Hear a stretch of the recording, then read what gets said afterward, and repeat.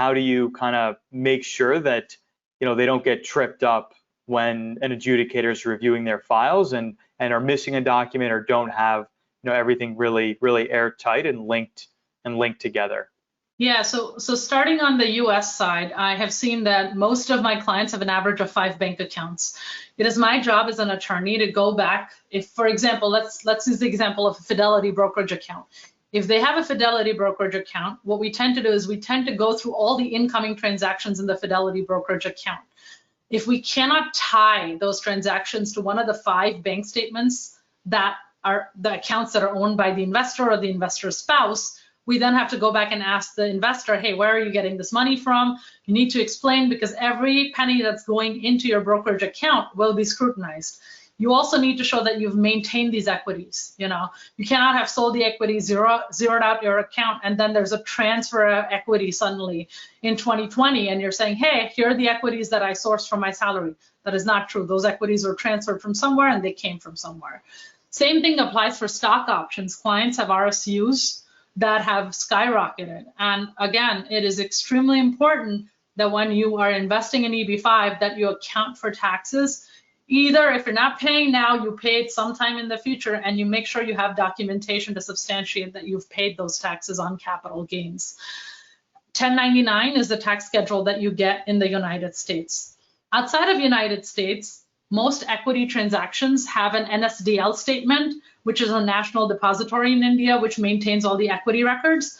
Where you're purchasing, selling, it's a national brokerage. So that brokerage ultimately should be able to give you accounting of all the profits, the taxes, the long-term, short-term capital gains.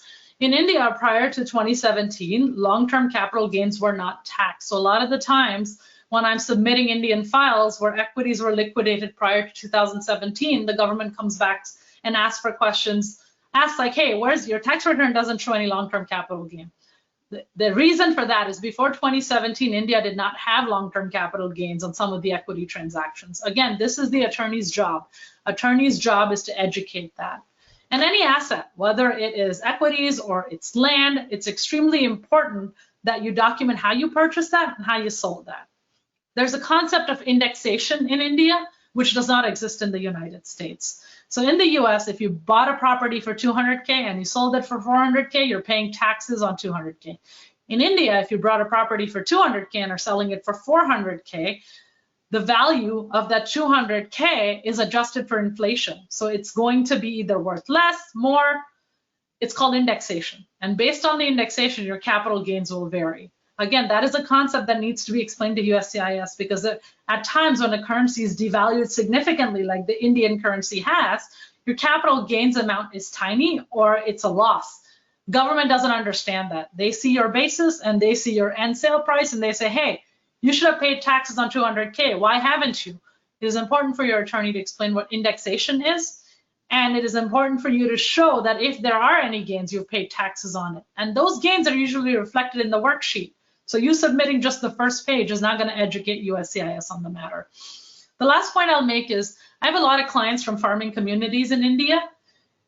Farming land, rural land that is sold usually is tax-free in India. Again, this is not something many attorneys know.